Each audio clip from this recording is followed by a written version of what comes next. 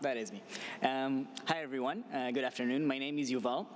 I'm a recent graduate of the MD PhD program at Ben-Gurion University under the supervision of Professor Ohad Birk. And I'll be talking to you today about one of the projects that I ensued during my PhD that involves a novel muscular disease, its genetic basis, a novel treatment, and the implication for other conditions. So these are my conflicts of interest, and especially a patent has been filed for this project.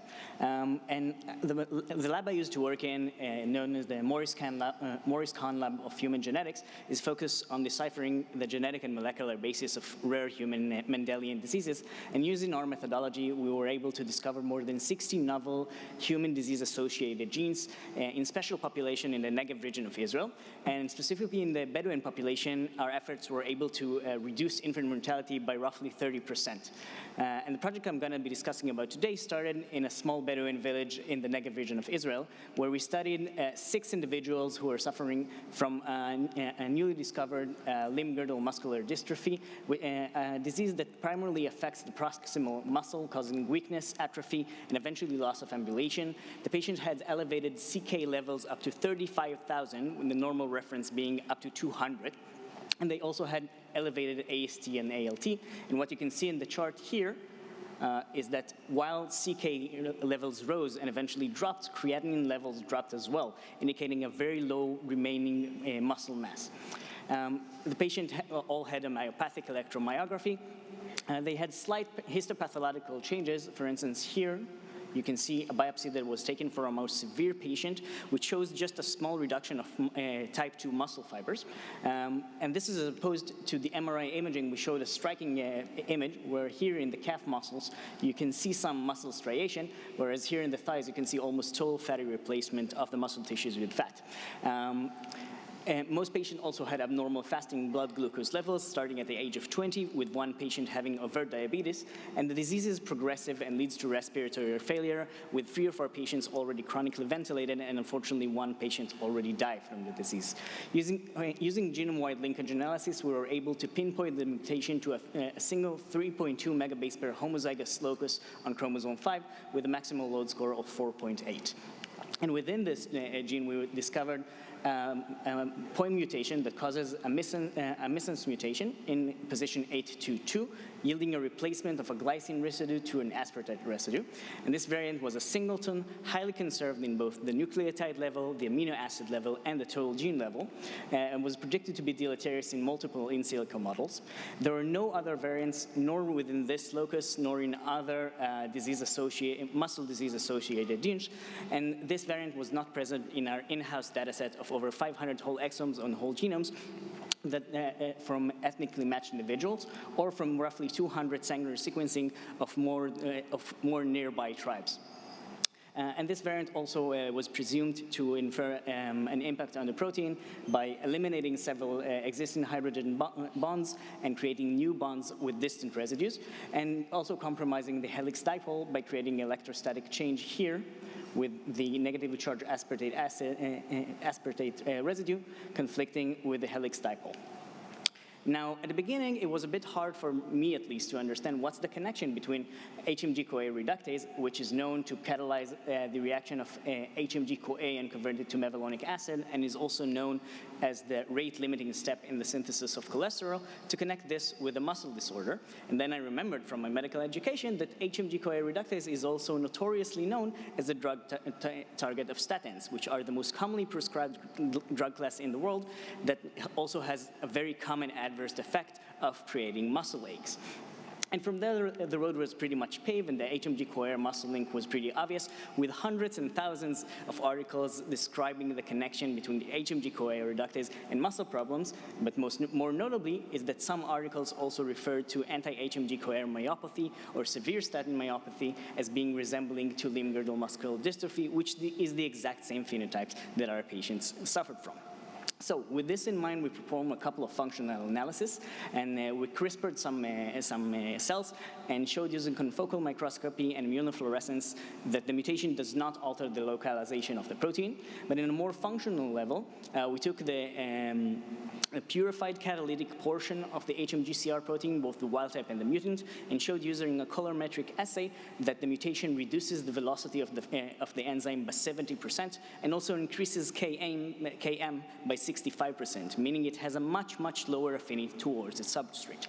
We further validated this using isothermic titration calorimetry, and you can see here that while the wild-type protein has a slight endothermic reaction towards its substrate, the mutant basically has no function or no affinity to its substrate whatsoever as compared to a no-protein control.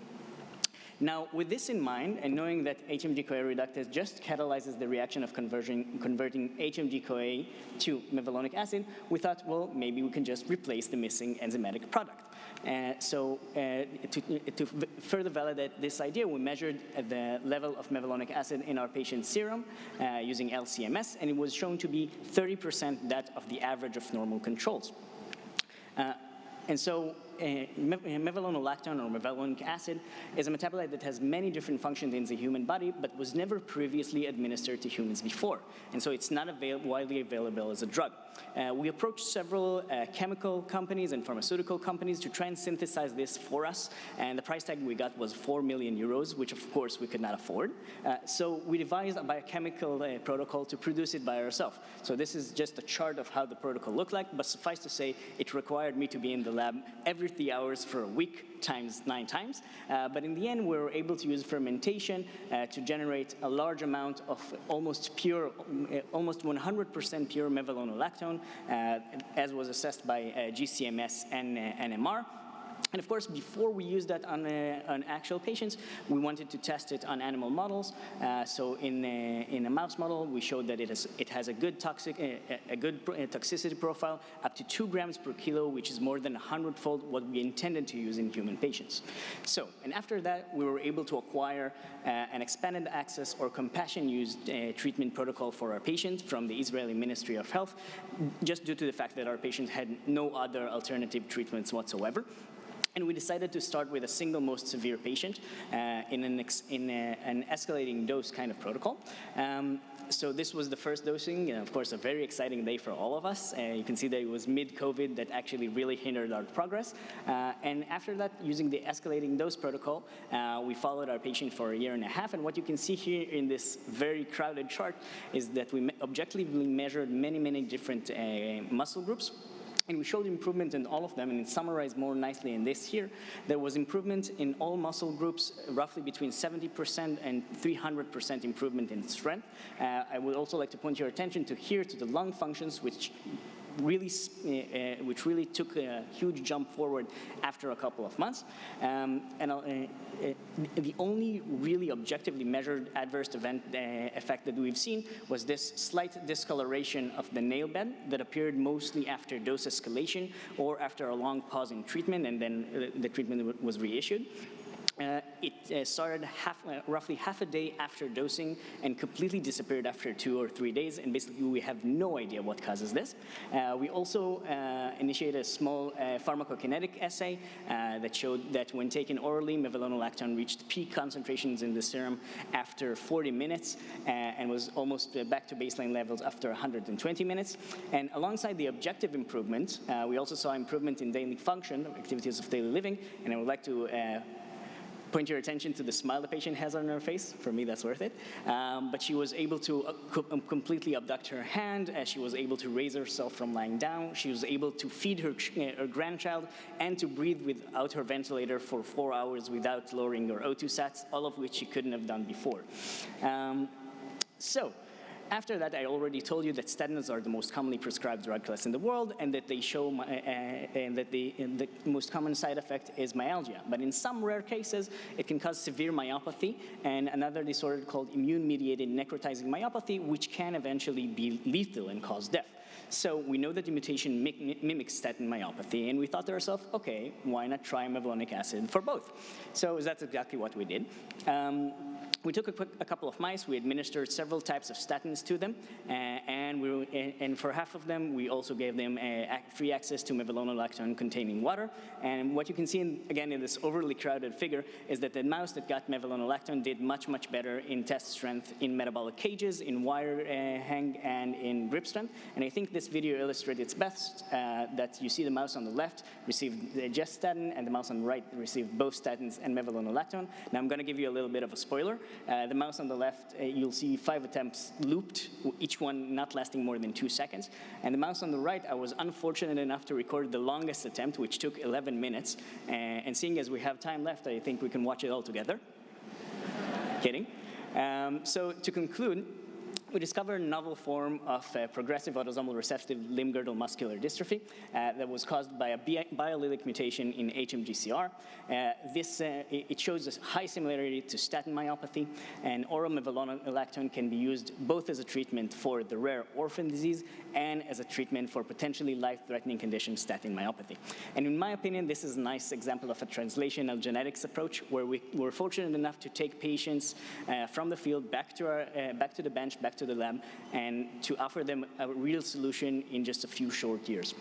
And this was also summarized nicely by Dr. Harel, which pointed that both the genetic and environmental causes of loss of function of HMG-CoA reductase were treatable with mevalonic acid, whereas the autoimmune anti-HMGCR myopathy is currently being treated with immunosuppression, but we're actually also testing mevalonic acid for it right now.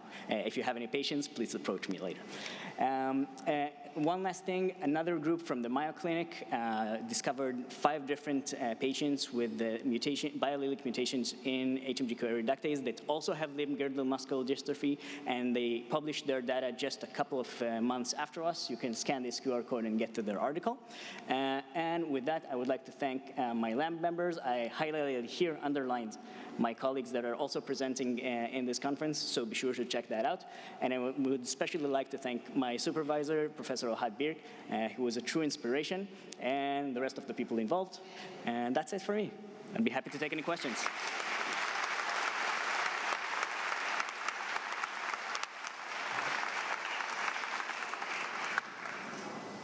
We have a question here. Hi, Dave Curtis, UCL. Sorry, I don't get it. Could you just explain to us why giving people on statins who've got a myopathy this drug, why the drug works better than just stopping the statins? Could you just explain that? First of all, stopping the statins is a great option. Unfortunately, in many, many cases, and because I'm registered to HMGCR and statin myopathy and Google Alerts on Google Scholar, every week there's a new death because of it. Even stopping the drug sometimes just doesn't work, possibly due to an immune reaction or just that they're too far gone. Here. Hello, Volker Straub, John Walt Muscular Dystrophy Research Center, Newcastle University. Excellent talk, really fantastic story, congratulations. We have just identified 2 families as well, so how can we get the drug?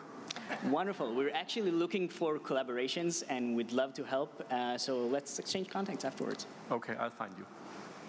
Please. Yeah, Simon Pfister from University of Helsinki. Really great talk. But did you, I guess you measured like cholesterol levels in your patients. Were they lower when you gave the mevalonic acid? Did it go up, or was it still staying low? And the same for kind of your statin patients. Did cholesterol level go up? Then you just don't have the treatment effect anymore of the statin, so. First of all, I would like to point out that the cause of statin myopathy is still unknown, and probably it has no relation to the levels of cholesterol. Surprisingly enough, the levels of both cholesterol and lipids, although they're not correlated and they're not completely mixed together, were completely normal in our patients, meaning that even if you have just 25% working enzyme, you still have normal cholesterol. They were a little bit on the lower side, but completely normal. And even after we gave mevalonic acid, we didn't see a significant change. I have my theories, and we're actually working on why exactly is this happening, but this is for a whole new topic altogether. Yeah, but for those that are on statin medication, because I think for them it will be much more pronounced because you use the statin to push the cholesterol down. Definitely. Again, I would stress that there's no direct correlation between the levels of cholesterol and statin myopathy. Unfortunately, I haven't checked that. I don't have any real similar stuff. I'm more thinking not about the myopathy, but whether you lose the effect that the statins bring on the cholesterol level. Yeah. I mean, you want to protect heart attacks with that. Definitely, definitely. Given mevalonic acid alongside a statin as a preventive measure to prevent statin myopathy would make absolutely no sense, because, as you said, you want to lower cholesterol levels, and that's the whole idea behind it. So, of course, if you'll stop with statins, you'll see the cholesterol levels going up. Of course, if you give mevalonic acid in those patients, if they have very low cholesterol levels, you will, as a sophisticated guess, I would say that they would go up. But this should not be a general approach to treat every patient who is taking statins. Thank you. Thank you, Dr. Yogev.